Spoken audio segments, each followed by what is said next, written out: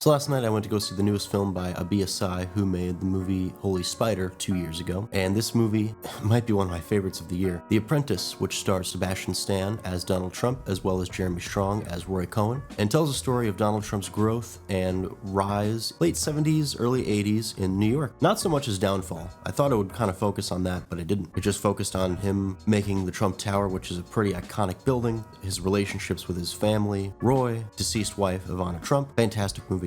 Donald Trump learned everything from Roy Cohn, who was a very, very corrupt lawyer. Anything bad you can think of in the political world, Roy Cohn especially has done. I honestly think Jeremy Strong should get a Best Supporting Actor. This movie was fantastic. From the look of the film, to the music, to the performances, especially Sebastian and Jeremy. I'm honestly surprised it got made. I know Donald Trump actually attempted to have this film removed from any sort of theaters, any distribution, things like that. The movie also deals with the AIDS epidemic, homosexuality. Since Roy Cohn passed away from HIV, he constantly denied it and referred to it as liver cancer. I believe the disease claimed his life when he was 59. I guess he lived a good life. I don't know. It seemed like a lot of people weren't very favorable of him. When the movie first starts, I thought that Sebastian Stan was doing fine as Trump. He didn't really stand out in any sort of way.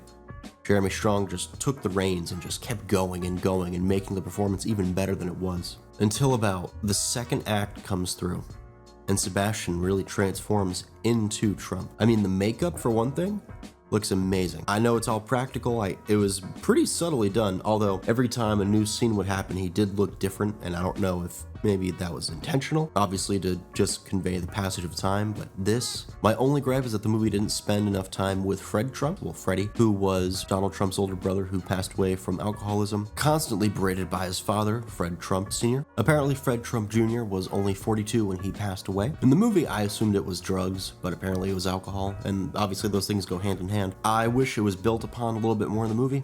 As to their relationship, obviously it wasn't very good, whereas Fred Trump only had about 3 scenes, which he did fine in, but obviously I wish there was a little bit more to chew on. Maria Bakalova, who was in Bodies, Bodies, Bodies 2 years ago, played Ivana Trump. She did amazing. I didn't really know it was her. The makeup, like I said, was just really good. I don't know how well this movie is going to do financially, because there weren't many people in the auditorium.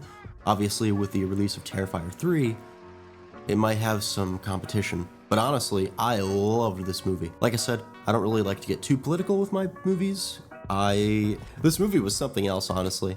I wasn't expecting this. I was expecting more of obviously a serious movie, which it was, don't get me wrong, but there were bits of comedy sprinkled in, and it was me and some other guy were just laughing it up. If you can, please go watch this movie. If you're a fan of Donald Trump, if you're not a fan of Donald Trump, even if you're just neutral like I am, just go see it. It's a great movie.